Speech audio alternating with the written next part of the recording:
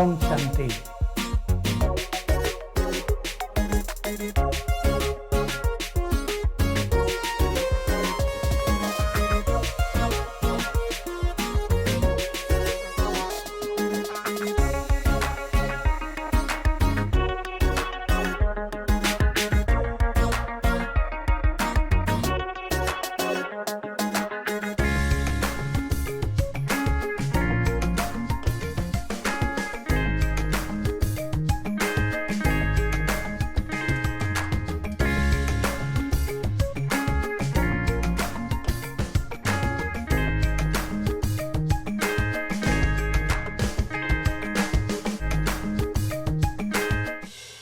மிக சுவையாக இருக்குது. நன்றி நன்றி.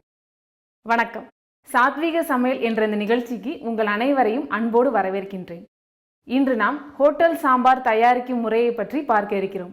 இதன் செய்முறையை விளக்குவதற்காக நம்மிடையே இணைந்துள்ளார் பிரம்மா குமாரி சகோதரி ராஜேஸ்வரி அவர்கள். இவர் கடந்த 23 ஆண்டு காலமாக ராஜயோக தியானத்தை பயின்றும் பயிற்றுவித்தும் வருகிறார். கடந்த 19 ஆண்டுகளாக தன்னை இந்த இறை சேவையில் முழுமையாக அர்ப்பணித்துள்ளார். நேர்களே, உங்கள் அனைவரின் சார்பாக அவரை அன்போடு வரவேற்கின்றேன். வணக்கம் சிஸ்டர். வணக்கம். ஓம் சாந்தி. ஓம் சாந்தி.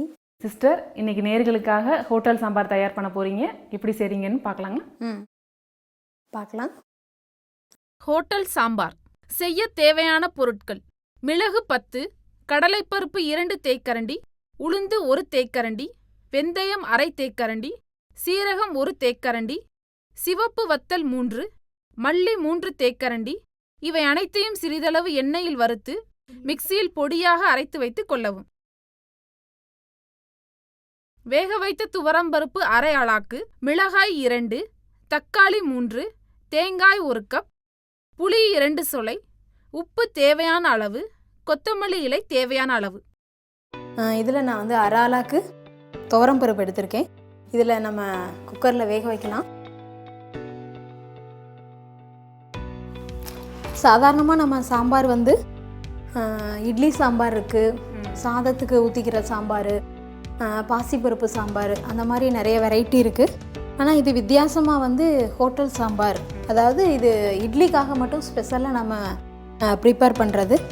இதில் வந்து பார்த்திங்க அப்படின்னா நம்ம அரைச்சி செய்யணும். மற்ற சாம்பாரில் நம்ம பொடி யூஸ் பண்ணி செய்கிறது. இது வந்து அரைச்சி செய்யக்கூடிய சாம்பார். இப்போ இதில் நான் ஏற்கனவே பவுடர் பண்ணி வச்சுருக்குறோம், மிக்சியில் இருக்குது.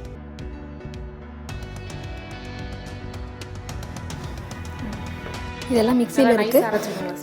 நல்லா நைஸாக அரைக்கணும்.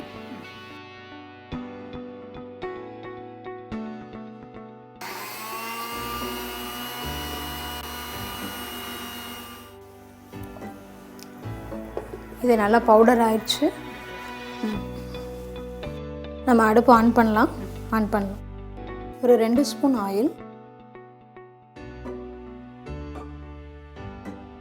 இதில் என்னென்ன தாளிக்கணும்னா, எப்பொழுதுமே சாம்பாருக்கு வந்து கடுகு, வெந்தயம், ஜீரகம், மஞ்சள்தூள் போடுவோம். ஆயில் வந்து காஞ்சிட்ருக்கு. இது ஒரு சவுண்டு வந்துருச்சு, அதனால் நான் வந்து ஆஃப் பண்ணுறேன். அரை ஸ்பூன் கடுகு நல்லா காஞ்சிருச்சு.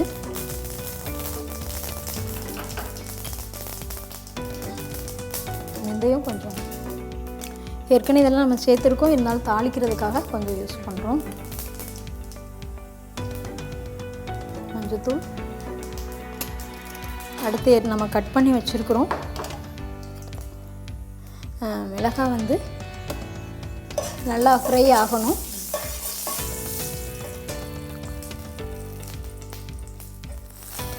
நமக்கு காரத்துக்கு 2 மிளகாய் போட்டிருக்கிறேன். தேவைன்னா இன்னும் இதில் ஒரு பச்சை மிளகாய் 1 கட் பண்ணி வச்சுருக்கோம். பிறகு 3 தக்காளி.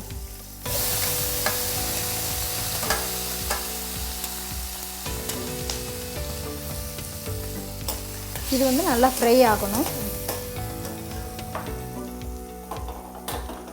நல்லா வேகணுன்றதுக்காக நான் கொஞ்சம் தண்ணி ஊற்றுறேன். மற்ற சாம்பாரை காட்டிலும் ஹோட்டல் சாம்பார் வந்து ரொம்ப டேஸ்டியாக இருக்கும். என்னதான் வீட்டில் ஹோட்டல் சாம்பார் மாதிரி செய்யலாம் ட்ரை பண்ணாலும் வர மாட்டேங்குது. இது வந்து டேஸ்ட்டாக வர்றதுக்கு காரணம் என்ன அப்படின்னா, எல்லாமே நம்ம ஃப்ரெஷ்ஷாக வந்து பவுடர் பண்ணுறோம். வீட்டில் நம்ம மல்லித்தூள் மிளகாத்தூள் எல்லாமே ரெடி பண்ணி வச்சுருப்போம் முதல்லேயும். ஆனால் ஃப்ரெஷ்ஷாக நம்ம ஃப்ரை பண்ணி நம்ம பவுடர் பண்ணி போடுறனாலையும் இதில் வந்து டேஸ்ட்டு வந்து அதிகம் கொடுக்குது அப்படின்னு சொல்லலாம். அப்பப்போ ஃப்ரெஷ்ஷாக ரெடி பண்ணிக்கணும்னு சொல்கிறேன். ஃப்ரெஷ்ஷாகவே வந்து ரெடி பண்ணி செய்கிறோம் அப்படின்னா ரொம்ப நல்லாயிருக்கும். ஆனால் இப்போ உள்ள காலகட்டத்தில் நம்ம அந்த மாதிரி செய்ய முடியறதில்ல. அதனால் நம்ம ஏற்கனவே பவுடர் பண்ணி வச்சுருக்கிறது அல்லது கடையில் நம்ம வாங்கி அந்த மாதிரி செய்கிறோம். இப்போ ஃப்ரெஷ்ஷாக என்றைக்காவது ஒரு நாள் நம்ம இப்போ ஆஃபீஸில் ஒர்க் பண்ணுறாங்க, அந்த மாதிரி இருக்காங்க, பிஸியாக இருக்கிறாங்க அப்படின்னா என்றைக்காவது லீவு நாட்களில் இந்த மாதிரி சாம்பார் வந்து பண்ணி சாப்பிட்லாம். இது ரொம்ப டேஸ்டியாக இருக்கும். நல்லா ஃப்ரை ஆகிட்டுருக்கு. இது ஓப்பன் பண்ணுங்கள்.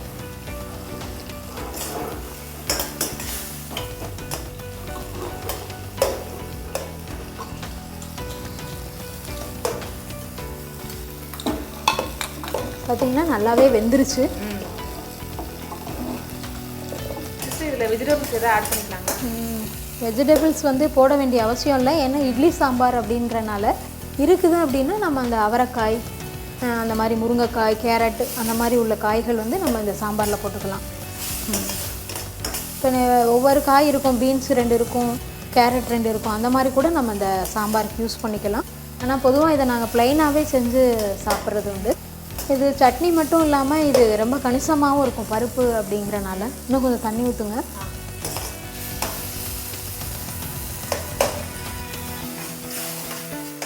போதும். இந்த பாசிப்பருப்புலேயும் செய்யலாங்களா சிஸ்டர்? துவரம் பருப்பில் பண்ணால் தான் இது டேஸ்ட்டாக இருக்கும். பாசிப்பருப்பு சாம்பார்னு சொல்லிவிட்டு அது தனியாக நம்ம இட்லிக்கு செஞ்சு சாப்பிட்லாம். அது வேறு, இது துவரம் பருப்பு சாம்பார் இது வேறு.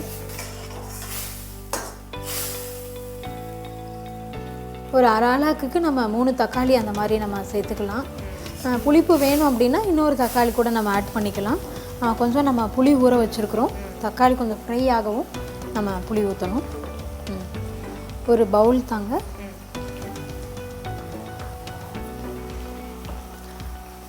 இந்த பவுடரை நம்ம வந்து பவுலில் போடுறேன்.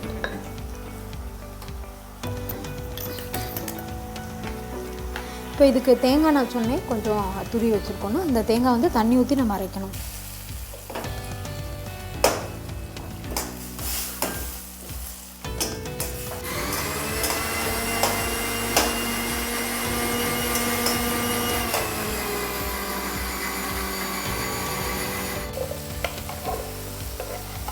பருப்பு பார்த்திங்கன்னா நல்லா மையாக வெந்துருச்சு. இப்போ நம்ம தக்காளியை வந்து நல்லா ஃப்ரை பண்ணிவிட்டு போடுறதுனால கூட நமக்கு டேஸ்ட்டு வரும்.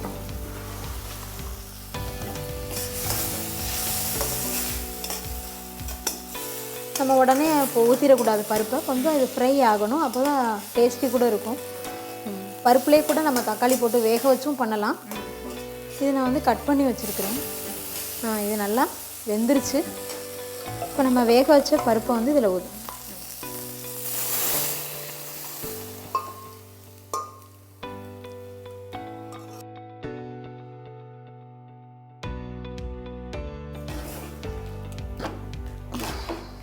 இது நல்லா தக்காளியோட மிக்ஸ் பண்ணிட்டேன்.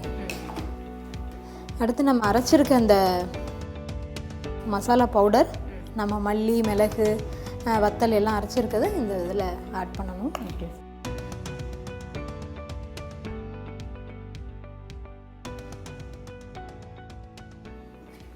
சிஸ்டர், இந்த இட்லி சாம்பாரில் மல்லி தான் முக்கியமாக போடணுங்களா? முக்கியமாக அதிகமாக கணிசமாக வந்து மல்லி தான் போடணும்.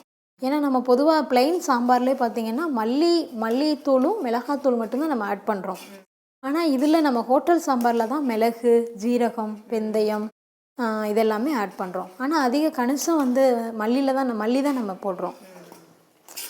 காரத்துக்காக நம்ம மிளகு போடுறோம். சிஸ்டர், இந்த ஹோட்டலில் வைக்கிற சாம்பாரில் பார்த்தீங்கன்னா கொஞ்சம் ஸ்வீட்டாக இருக்கும், வெல்லம் ஆட் பண்ணுறாங்க. நீங்கள் இதில் எதுவும் ஆட் பண்ணுறீங்களா? எல்லாருக்கும் அது விருப்பமானதாக இருக்காது. நம்ம தமிழ்நாட்டிலலாம் இது பார்த்திங்க அப்படின்னா வெல்லம் போட்டால் அவ்வளோ விருப்பமாக சாப்பிட மாட்டாங்க. எப்பயுமே வந்து கொஞ்சம் புளிப்பாக காரமாக அப்படின்னா எல்லாருக்கும் விருப்பம் இருக்கும். சாம்பார் அப்படின்னா பார்த்திங்கன்னா எல்லாமே சம அளவு இருக்கணும். காரம், உப்பு, புளிப்பு எல்லாமே சம அளவு இருக்கிறப்ப இது வந்து ரொம்ப டேஸ்டியாக இருக்கும். நம்ம கூட ஆசிரமத்தில் நாங்கள் சாம்பார் பண்ணுவோம் நிறைய பேருக்கு, அதாவது 600 பேர் 1000 பேருக்கு இந்த மாதிரி. அது வந்து சட்னி பண்ணுறப்ப அந்த அளவுக்கு நம்ம எல்லாருக்கும் ஈஸியாக கொடுக்க முடியாது. சாம்பார் அப்படிங்கிறப்ப நாங்கள் வந்து எப்பயுமே இந்த ஹோட்டல் சாம்பார் தான் விரும்பி எப்போல்லாம் இட்லி பண்ணுறோமோ அங்கே அப்போ வந்து நம்ம விருப்பமாக இந்த சாம்பார் தான் எல்லாருக்குமே கொடுக்குறோம். ஏன்னா இது வந்து கணிசமாகவும் இருக்கும், டேஸ்டியாகவும் இருக்கும் இட்லிக்கு. இட்லிக்கு மட்டும் இல்லை, கிச்சடி பண்ணுறோம் அப்படின்னா கிச்சடிக்கும் இது ரொம்ப நல்லாயிருக்கும். பார்த்தாவே உங்களுக்கு ரொம்ப பிடிச்சிருக்குன்னு நினைக்கிறேன். இப்போ நான் புளி ஊற்றுறேன். இல்லை கொஞ்சம் நான் வந்து 2 சொல்ல தான் புளி யூஸ் பண்ணியிருக்கேன். இன்னும் வேணும்னா கூட நம்ம டேஸ்ட்டு பார்த்துட்டு மறுபடியும் கூட நம்ம யூஸ் பண்ணிக்கலாம். உப்பு மட்டும் போடுங்க. உப்பு போதும் மாஸ்டர். போடலாம். இன்னும் ஒரு 1/2 ஸ்பூன் கூட போடலாம். போதும். பச்சை தண்ணி அப்படியே நம்ம ஊற்றக்கூடாது, கொஞ்சம் சூடு பண்ணி ஊற்றினோன்னா தான் டேஸ்ட் வரும்.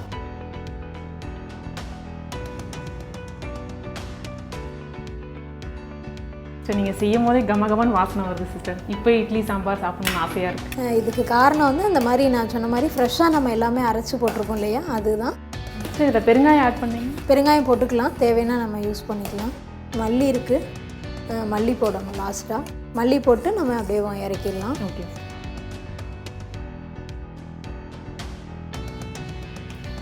நல்லா கொதிக்க விடணும் மாஸ்டர். நல்லா கொதிக்கணும், ஏன்னா எல்லாமே அரைச்சி ஊற்றிருக்கனால கொதிச்சுட்டு இருந்தால் நல்லாயிருக்கும். இப்போ நல்லாவே கொதிச்சிச்சு, சாம்பார் தயாராகிடுச்சு. இது இட்லிக்கு தகுந்த மாதிரி பார்த்தீங்கன்னா கொஞ்சம் திக்காகவும் இருக்குது, ரொம்ப தனியாக இல்லாமல் ஊற்றி சாப்பிட்ற மாதிரி இருக்குது. பொங்கல் நம்ம வீட்டில் பண்ணுறோன்னா இந்த சாம்பார் பண்ணால் ரொம்ப டேஸ்டியாக இருக்கும். இப்போ நான் அடுப்பை ஆஃப் பண்ணுறேன். நல்லா கொதிச்சிச்சு, சாப்பிட்ற மாதிரி தயாராக இருக்குது சாம்பார். சிஸ்டர், நேர்களுக்காக சுவையான ஹோட்டல் சாம்பார் தயார் செய்து காண்பித்ததற்காக மிக்க நன்றி. வணக்கம். நன்றி. ஹோட்டல் சாம்பார் செய்முறை: கடாயில் சிறிதளவு எண்ணெய் ஊற்றி கடுகு, வெந்தயம், சீரகம், மஞ்சள் தூள் ஆகியவற்றை போட்டு தாளித்து பின் மிளகாய் மற்றும் தக்காளியை போட்டு வதக்கவும். நன்றாக வதங்கியவுடன் வேக வைத்த துவரம்பருப்பை சேர்த்து கிளறிவிடவும். அதன்பின் பொடியாக அரைத்த மசாலாவை சேர்க்கவும். பின் புளியை ஊற வைத்து கரைத்த புளித்தண்ணீரை ஊற்றவும். அதன்பின் தேவையான அளவு உப்பு சேர்த்து பின் அரைத்த தேங்காயையும் சேர்த்து கிண்டவும். சாம்பார் நன்றாக கொதித்து வரும் வேளையில் கொத்தமல்லி இலையை போட்டு கிளறிவிட்டு பின் அடுப்பை அணைத்து விடவும். இப்போது இட்லியுடன் சாப்பிட ருசியான ஹோட்டல் சாம்பார் தயார்.